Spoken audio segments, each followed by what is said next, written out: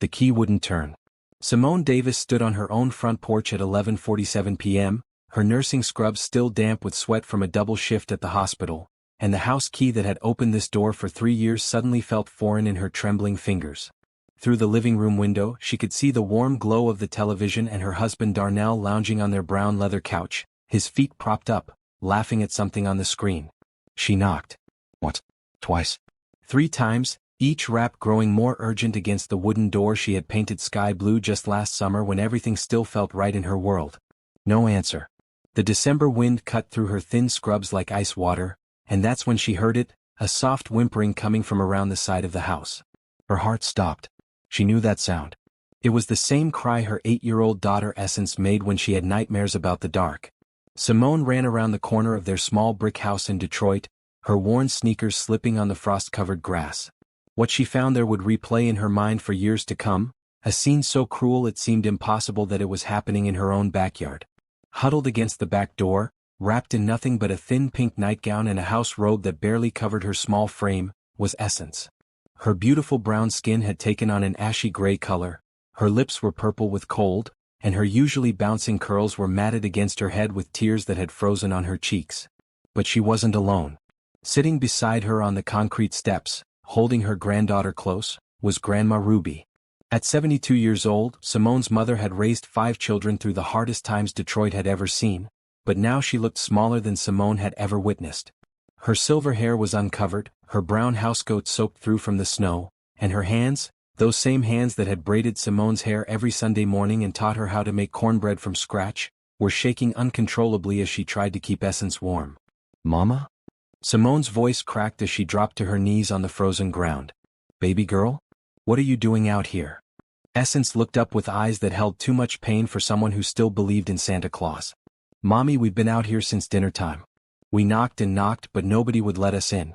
Daddy's family said we had to wait outside until you came home." The words hit Simone like a physical blow. She pulled both her daughter and mother into her arms, feeling how cold their bodies were, how they shook against her. Essence's small frame felt like it weighed nothing, and Grandma Ruby's breathing was shallow and labored. "How long?" Simone whispered. 5 hours, Grandma Ruby managed through chattering teeth. "Essence had to use the bathroom so bad, baby. I told her to go behind the shed. I'm sorry. I'm so sorry." Simone's vision blurred, but not from tears, from rage so pure it made her hands shake. She had left for work at noon, kissing Essence goodbye and telling her to be good for Grandma Ruby, who had come to stay with them while Darnell looked for work. She had worked a double shift to cover the extra Christmas expenses, believing her family was safe and warm inside their home. Instead, her husband's family had locked out a 72-year-old woman and an 8-year-old child in 30-degree weather for 5 hours. "We tried calling you," Essence whispered, her voice so hoarse from crying. "But Aunt Destiny took our phones. She said you needed to learn that this wasn't our house anymore." Simone felt something break inside her chest, not her heart because that was still pumping with fury, but something deeper. The trust she had built. The belief that the man she married would protect what mattered most to her. The faith that family meant something. She stood up, lifting Essence in her arms while helping Grandma Ruby to her feet. "We're going inside right now." "The door's locked, Mommy?" "Not for long." Simone carried Essence to the back door and pounded on it with the side of her fist. "Darnell, open this door right now." Silence. She walked around to the front, her mother moving slowly behind her, and pounded on the front door. Through the window she could see movement in the kitchen. Patricia, Darnell's mother, walked past the window and made eye contact with Simone. The older woman looked at her for a long moment, then deliberately closed the curtains. That's when Simone knew this wasn't about forgetfulness or misunderstanding. This was intentional. She pulled out her cell phone and dialed 911. 911, what's your emergency? My 8-year-old daughter and elderly mother have been locked out of our house in freezing weather for 5 hours by my husband's family. My daughter might have hypothermia. Within minutes, the sound of sirens filled the quiet neighborhood. Red and blue lights reflected off the ice-covered cars parked along their street, and neighbors began peering out of windows. Mrs. Henderson from next door came outside in her bathrobe, took one look at Essence and Grandma Ruby, and immediately ushered them into her warm house. Officer Jackson, a tall black man in his 40s, took Simone's statement while paramedics checked Essence and Grandma Ruby. The front door of her house remained locked. "Ma'am, we can see people moving around inside," Officer Jackson said. but they're not responding to our knocks. Break it down, Simone said quietly. We need to try other approaches first. But Simone wasn't listening anymore. She was watching through Mrs. Henderson's front window as a paramedic wrapped her shivering daughter in heated blankets, and something fundamental shifted inside her. This wasn't just about tonight. This was about every night from now on. This was about choosing what kind of mother she was going to be and what kind of life her daughter deserved. The front door of her house finally opened and Darnell stepped out, his hands raised like he was the victim. Behind him stood his mother Patricia, his father Jerome, and his sister Destiny, all of them looking annoyed rather than ashamed. What's all this noise about? Darnell called out as if he didn't know exactly why police cars were parked in front of his house. Simone walked across the street slowly, her nursing training keeping her calm even though her heart was racing. When she reached her husband, she looked into his eyes, the same eyes she had fallen in love with 4 years ago, and saw a stranger. Where were they supposed to sleep tonight? She asked quietly. They could have gone to a hotel. With what money? I gave you my whole paycheck on Friday. That's not my problem. Officer Jackson stepped forward. Sir, we have a report that you locked a child and elderly woman outside in below freezing temperatures for over 5 hours. That's endangering the welfare of a child and elderly abuse. This is my house, Darnell said. I can decide who stays and who goes. Actually, Officer Jackson said, according to the lease your wife provided, both your names are on it. And child abandonment is a crime regardless of whose house it is. That's when Patricia stepped forward, her voice sharp with an accent that made every word sound like an accusation. That little girl needs to learn respect. She was talking back to me and that old woman was defending her. In my day, children knew their place. In your day, Simone said, her voice steady and clear, children also died from exposure because adults were too proud to show basic human decency. The argument that followed would be talked about in the neighborhood for months. Voices raised, accusations thrown, police trying to keep the peace while paramedics continued treating Essence and Grandma Ruby. But through it all, one thing became crystal clear to everyone watching. This marriage was over. By 2 a.m., Darnell was in custody for child endangerment. His family had been escorted off the property. Aunt Simone sat in Mrs. Henderson's living room, holding her sleeping daughter while her mother sipped hot tea with shaking hands. What happens now, baby? Grandma Ruby asked. Simone looked down at Essence's face, peaceful in sleep for the first time in hours, and made a decision that would change everything. Now we start over. The next morning brought a knock on Mrs. Henderson's door that Simone had been dreading. Through the window she could see Patricia and Jerome Thompson standing on the porch, their faces set with the kind of determination that had nothing to do with apology and everything to do with control. I'll handle this, Mrs. Henderson said, but Simone was already standing. No ma'am. This is something I need to do. Essence was still asleep on the couch, wrapped in 3 blankets, and Grandma Ruby was in the kitchen making breakfast with ingredients Mrs. Henderson had insisted on providing. The smell of bacon and eggs filled the small house, making everything feel normal except for the fact that they were refugees in their neighbor's home. Simone opened the door but didn't invite them in. We need to talk, Patricia said without preamble. About what? About Darnell. About this mess you've created. The words were so backwards, so completely wrong that Simone actually laughed. The mess I created? By coming home from work. By calling the police on your own husband, Jerome spoke up, his voice carrying the weight of a man who expected to be listened to. By airing our family business in the street. Your son locked my daughter outside in freezing weather. What exactly did you think I was going to do? Handle it like a wife should, Patricia snapped. Inside the family. Not by getting the law involved and making Darnell look like some kind of criminal. Simone felt that familiar anger rising again, but underneath it was something new, a clarity she hadn't felt in years. He is a criminal. What he did to Essence is illegal. What he did to my mother is illegal. Your mother, Patricia said the words like they tasted bad, has been filling that child's head with nonsense about being too good for discipline. And you've been working so much, you don't even know what goes on in your own house. That hit something deep. Simone had been working extra shifts for months, trying to keep up with bills that seemed to multiply every month. Darnell had been out of work since August, claiming he was looking for something worthy of his skills, which apparently meant nothing was good enough for a man with a high school diploma and no trade training. What goes on in my house, Simone said carefully, is that I work 2 jobs to pay rent while your son sits on the couch and his family moves in to eat our food and run our utilities up. Darnell is going through a hard time. We're all going through a hard time. But I don't lock children outside when I'm frustrated. Mrs. Henderson appeared behind Simone, all 5 feet of her radiating the kind of protective energy that grandmothers and church mothers carried. Is there a problem here? No ma'am, Simone said. They were just leaving. But Patricia wasn't done. You think you're better than us because you have that little nursing job. But let me tell you something, Darnell can do better than you. A lot better. And if you don't drop these charges and get him out of jail, you're going to find out just how much better. The threat hung in the air like smoke, and Simone felt something she hadn't experienced in their 3 years of marriage. Relief. Relief that the mask had finally come off. Relief that she could stop pretending this was a family worth fighting for. You're right, she said quietly. He probably can do better than me. But I can definitely do better than him.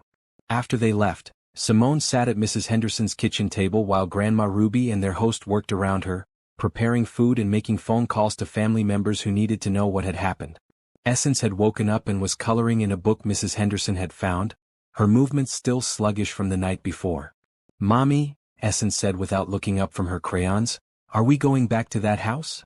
The question was simple, but the weight of it pressed down on Simone's shoulders like a load she'd been carrying for too long. Going back meant dealing with Darnell's family.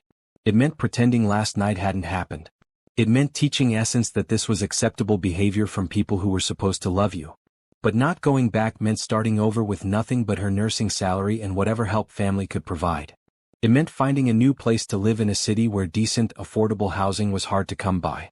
It meant being a single mother in a world that wasn't always kind to single mothers. I don't know yet, baby girl. Good, Essence said, still coloring.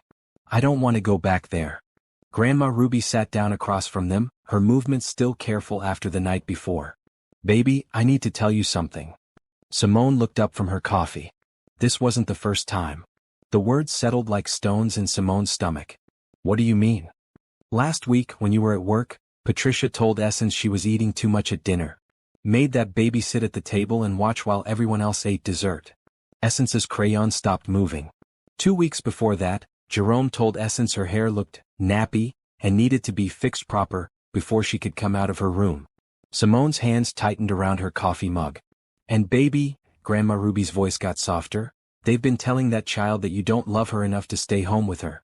That you care more about work than your own daughter.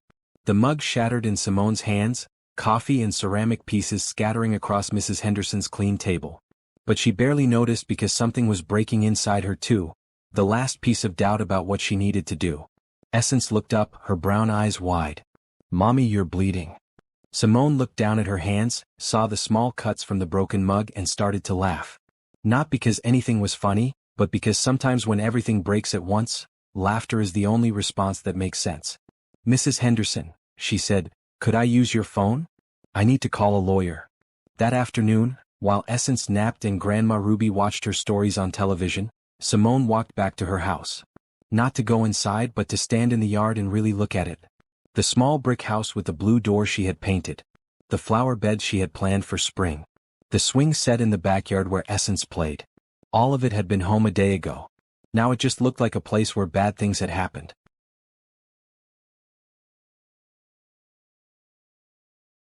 Her phone rang.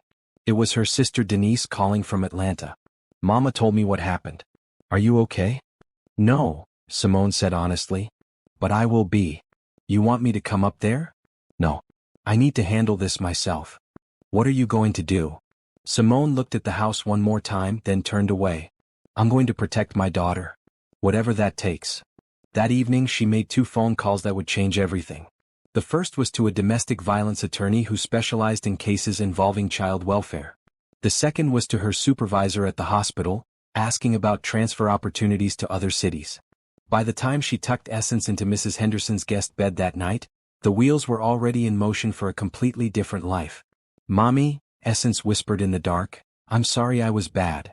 Simone's heart broke all over again. Baby girl, you weren't bad. You were never bad. What happened to you was wrong and it was never your fault. But Aunt Patricia said. Aunt Patricia was wrong. And you don't have to worry about what she says anymore. Promise? Simone looked down at her daughter's face in the dim light from the hallway and made the most important promise of her life. I promise, baby girl. Nobody is ever going to treat you like that again. That night, she lay awake planning their escape from a life that had slowly been poisoning them both. By morning she would know exactly what she needed to do. 3 days later, Simone was folding Essence's clothes in Mrs. Henderson's guest room when her phone rang with a number she didn't recognize. She almost didn't answer. Too many reporters and nosy relatives had been calling since word spread about Darnell's arrest. Hello? Is this Simone Davis? Yes. Mrs. Davis, this is Dr. Martinez from Detroit General Hospital. I'm calling about your application for our traveling nurse program. Simone sat down hard on the bed, her heart racing. She had filled out the application on impulse 2 days ago, during her lunch break, thinking it was probably pointless but needing to feel like she was doing something to move forward. Yes, sir. I have to tell you, your timing is remarkable. We just got an urgent request from our partner hospital in Charlotte, North Carolina. They need an experienced nurse to start immediately, and your credentials are exactly what they're looking for. Charlotte. Simone had never been to Charlotte, barely knew anything about North Carolina except that it was far away from Detroit and the Thompson family. What would this involve? Full relocation assistance, housing allowance, and a 20% pay increase. The position is in pediatric care, which I see is your specialty. They need someone who can start within 2 weeks. Simone looked around Mrs. Henderson's guest room at the borrowed space where she and her daughter were living like refugees, and felt something she hadn't experienced in months: hope. Dr. Martinez, can I call you back in an hour? Of course. But Mrs. Davis? Opportunities like this don't come along often. Especially with the full relocation package. After she hung up, Simone sat staring at her phone for 10 minutes, trying to process what had just happened. Then she walked downstairs where Grandma Ruby and Mrs. Henderson were teaching Essence how to make sweet potato pie. Mama, can I talk to you for a minute? They stepped into the living room while Essence continued measuring ingredients, her tongue poking out in concentration. A hospital in Charlotte wants me to come work for them. They'll pay for us to move and everything. Grandma Ruby was quiet for a long moment. How do you feel about that? Scared. Excited. Like maybe this is what we're supposed to do. What about Darnell? That was the question Simone had been avoiding. Darnell was still in jail, but his family was working to get bail money together. Once he got out, there would be court dates and custody issues and all the messy legal complications of ending a marriage. I talked to the lawyer yesterday. She said if I move before the formal divorce proceedings start, and if I can prove the move is for work, it doesn't count as kidnapping or anything like that. And Essence. She's been asking me every day if we have to go back to that house. Maybe this is the answer. That evening, Simone sat Essence down for the most important conversation of both their lives. Baby girl, how would you feel about moving to a new city? Somewhere warm where it doesn't get so cold in winter? Essence looked up from her coloring book. Would Daddy's family be there? No. Would Daddy be there? No. It would just be me and you and Grandma Ruby. Essence put down her crayon and climbed into Simone's lap. Would I get to go to a new school? Yes. And make new friends? Yes. And we wouldn't have to be scared anymore? That question nearly broke Simone's heart because she hadn't realized Essence knew to be scared. No, baby. We wouldn't have to be scared anymore. Essence was quiet for a minute, then looked up at her mother with eyes that seemed older than 8 years old. Can we go tomorrow?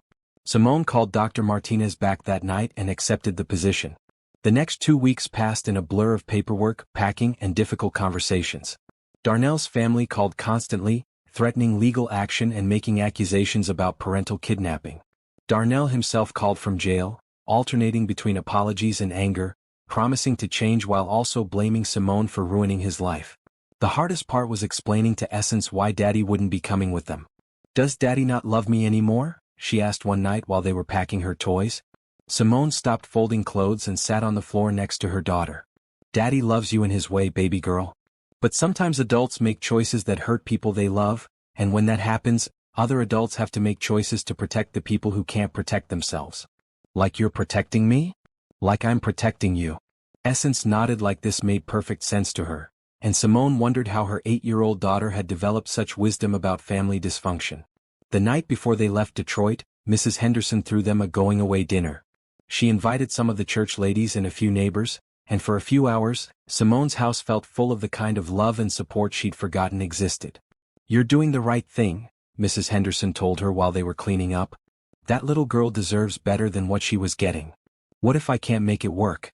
What if Charlotte doesn't work out? Then you'll try somewhere else. But baby, you're stronger than you know. You've been carrying everyone else for so long, you forgot how to let yourself be carried. That night, Simone packed the last of their belongings while Essence slept. 3 suitcases and 2 boxes, that's what their life in Detroit had come down to. Everything else would stay behind. The furniture, the dishes, the wedding photos, the life she had thought she was building. At 5 a.m., she loaded their things into the rental car that would take them to their new life. Grandma Ruby settled into the passenger seat with her purse and a thermos of coffee. Essence climbed into the back with her favorite stuffed animal and the coloring books Mrs. Henderson had bought for the trip. As they drove away from the house with the blue door, Essence pressed her face to the window. "Bye, house," she said softly. Simone looked in the rearview mirror one last time at the neighborhood where she'd thought she would raise her daughter, then focused on the road ahead. "Bye, house," she whispered back. 8 hours later, they were in Charlotte, North Carolina, looking at their new apartment complex with a swimming pool and a playground where children were laughing in the December sunshine. The temperature was 55 degrees, warm enough for Essence to run around the playground in just a light jacket. "Mommy, look how high I can swing," she called out, pumping her legs and flying higher than Simone had seen her go in months. "I see you, baby girl." That night, in their empty apartment with just air mattresses and takeout Chinese food, Simone tucked Essence into her sleeping bag and listened to her daughter's prayers. "Thank you, God, for our new house and for making it warm and for the playground. And please help Daddy learn how to be nice. And thank you for my mommy who keeps me safe." After Essence fell asleep, Simone sat by the window looking out at the city lights and feeling something she had almost forgotten: peace. They had made it. They were safe. And tomorrow they would start building something new. Her phone buzzed with a text message from Darnell's number. "You can't keep my daughter away from me forever." Simone looked at the message for a long time, then deleted it without responding. Some conversations belonged to the past, and this was her time for moving forward. 6 months later, Simone was rushing through the hospital corridors of Charlotte General, her sneakers squeaking against the polished floors as she tried to get to her patient's room before the shift change meeting. Working in pediatric care was everything she had hoped for: challenging, rewarding, and full of the kind of hope that comes with helping children heal. "Simone," called out Janet, one of the other nurses. "Mrs. Patterson in room 314 has been asking for you specifically." Simone smiled as she grabbed Mrs. Patterson's chart. 7-year-old Jamie Patterson had been in and out of the hospital for months dealing with complications from diabetes, and somehow Simone had become her favorite nurse. Maybe it was because Essence was close to the same age, or maybe it was because Simone understood what it felt like to be small and need someone to advocate for you. "Hey there, sunshine," Simone said as she entered the room. "How are we feeling today?" Jamie lit up from her hospital bed. "Miss Simone." "Mama, this is the nurse I told you about." Mrs. Patterson, a tired-looking woman in her 30s, stood up from the bedside chair and extended her hand. "Thank you so much for taking such good care of my baby. She talks about you all the time at home." "It's my pleasure. Jamie's one of our favorites around here." As Simone checked Jamie's vitals and adjusted her medication, the little girl chattered about everything from her favorite TV shows to the book report she was working on for school. It reminded Simone of Essence, who had blossomed in Charlotte in ways that sometimes took her breath away. Their new life had fallen into place more smoothly than Simone had dared to hope. Essence loved her new school, where teachers praised her intelligence and creativity instead of trying to discipline her spirit. She had made friends with children from all different backgrounds, and her laughter filled their apartment every evening when she came home with stories about her day. Grandma Ruby had found a new church family at Mount Olive Baptist, where Reverend Brown appreciated her wisdom and experience and had asked her to help with the children's ministry. She spent her days cooking for church functions, mentoring young mothers, and spoiling Essence in all the ways grandmothers were supposed to. After her shift, Simone drove to Essence's after-school program to pick her up. Pine Ridge Elementary had a wonderful extended day program that kept children until 6 p.m., which allowed Simone to work full-time without worrying about childcare. "Mommy?" Essence ran across the playground when she saw Simone's car. "Guess what happened today?" "What happened, baby girl?" "Mrs. Williams wants me to be in the school play. I get to be a butterfly and I have a whole song to sing by myself." Simone's heart swelled with pride. 6 months ago, Essence had been a quiet, anxious child who flinched when adults raised their voices. Now she was confident enough to sing solo in front of an audience. "That's wonderful. We'll have to call Grandma Ruby and tell her. Can we stop and get her some of those dinner rolls she likes? From the bakery?" "Of course we can." As they drove through Charlotte's tree-lined streets toward their apartment complex, Simone reflected on how different this life was from the one they'd left behind. Here, Essence's joy was celebrated instead of criticized. Here, Simone came home from work to peace instead of drama. Here they were building something that belonged to them. Their apartment had slowly filled with furniture from thrift stores and gifts from new friends at work and church. It wasn't fancy, but it was theirs. Essence had her own room painted lavender, with glow-in-the-dark stars on the ceiling and posters of her favorite singers on the walls. Grandma Ruby had a comfortable chair by the window where she sat to read her devotions each morning. But the best part of their new life was something harder to measure: the absence of fear. Simone no longer held her breath when she walked through the front door, wondering what drama would greet her. Essence no longer asked if she was in trouble when adults wanted to talk to her. Grandma Ruby no longer looked over her shoulder, waiting for someone to criticize her presence. That evening, after dinner and homework and bedtime stories, Simone sat at her kitchen table paying bills. The math was still tight, it always was for single mothers, but she was managing. The extra money from the job transfer had helped them get established, and now her regular salary was enough to cover their expenses with a little left over for emergencies. Her phone rang. It was her sister Denise calling from Atlanta. "Hey big sister. How's life in the South treating you?" "Better than I ever imagined. Essence is in the school play. Look at my niece being a star. And how are you doing?" "Really?" Simone considered the question. 6 months ago she would have given an automatic fine response. Now she took time to think about it. "I'm happy," she said, and realized she meant it. "For the first time in years, I'm actually happy." "What about the legal stuff? Any word from Darnell?" The divorce papers had been finalized 3 months ago. Darnell had fought for custody rights, but his arrest record and the testimony from Mrs. Henderson and other neighbors about what had happened that night had limited his options. He was granted supervised visitation rights, but only if he completed anger management classes and maintained steady employment for 6 months. So far he hadn't done either. His lawyer calls sometimes, but there's nothing new. He'd have to come to Charlotte for visits anyway, and he doesn't seem interested in making that effort. Good riddance. Denise. I'm serious.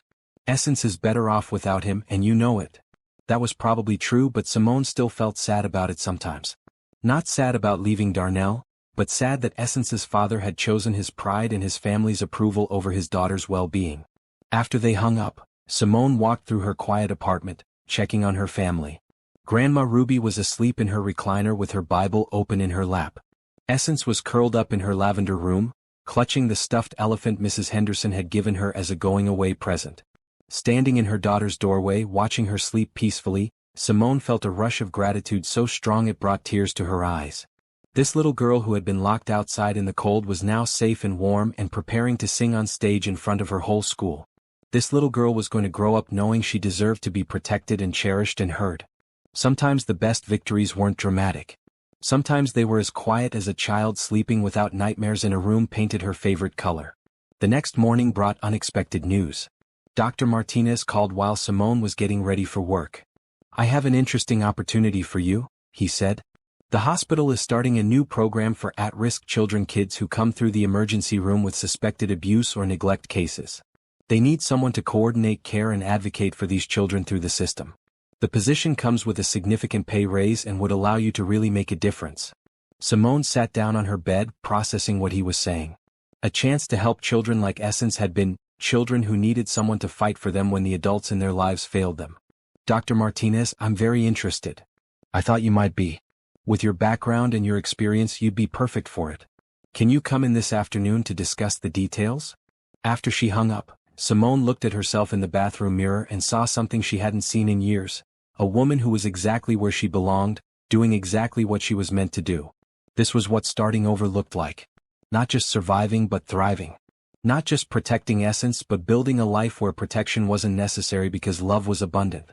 1 year later, Simone stood backstage at Pine Ridge Elementary, watching through the curtains as parents filed into the school auditorium for the spring musical.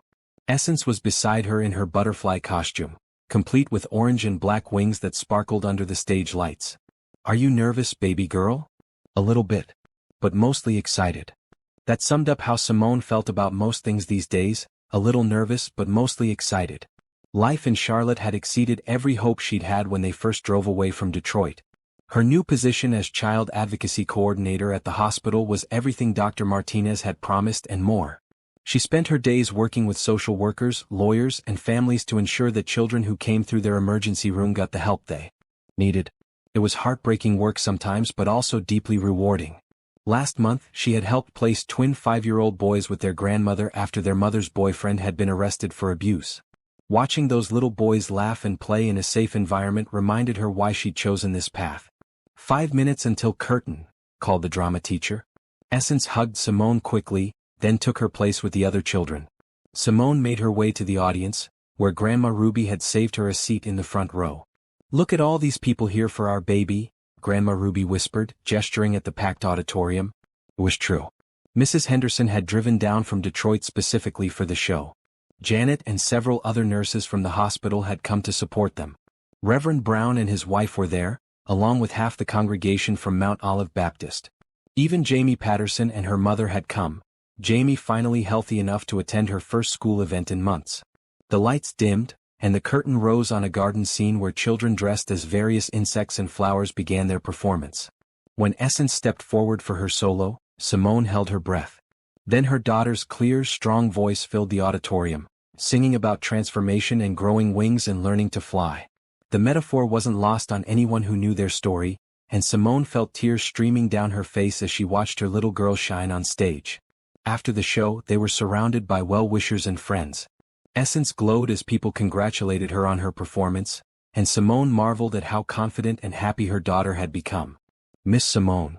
Jamie Patterson appeared at her elbow, tugging on her scrubs. "Essence was so good. Can she come to my birthday party next weekend?" "We'll have to ask her mama," Simone said, smiling at Mrs. Patterson. "But I think she'd love to." As the crowd began to thin out, Mrs. Henderson approached them with something in her hands. "I brought you something," she said, handing Simone an envelope. "It came to the house about a week after you left. I thought you should have it." Simone looked at the return address and felt her stomach drop. It was from Darnell, postmarked just days after they'd moved to Charlotte. "You don't have to read it now," Mrs. Henderson said gently. "Or ever if you don't want to." But Simone found herself opening it right there in the school hallway while Essence was saying goodbye to her classmates. The letter was short. Simone, I know you probably don't want to hear from me, but I need to say this. I was wrong. What I let my family do to Essence and your mama was wrong, and I'm sorry. I keep thinking about that night and how scared she must have been, and it makes me sick. I've been going to counseling like the court ordered, and I'm starting to understand some things about myself that I didn't want to see before. I let my family treat you all bad because I was scared of standing up to them. I was scared of a lot of things. I don't expect you to forgive me or come back. You're probably better off without me. But I want you to know that Essence deserves better than what I gave her, and I'm glad she has a mama strong enough to make sure she gets it. Tell her I love her and I'm sorry. Darnell Astrid. Simone read the letter twice, then folded it and put it in her purse. It was the apology she'd never expected to receive, and while it didn't change anything, it did provide a kind of closure she hadn't known she needed. "Everything okay?" Grandma Ruby asked, noticing her expression. "Everything's perfect," Simone said, and meant it. 3 hours later, they were home in their apartment, Essence finally asleep after talking non-stop about the performance and her upcoming birthday party invitation. Grandma Ruby was in her chair with her evening cup of tea, and Simone was cleaning up the kitchen when her phone rang. It was Dr. Martinez calling unusually late.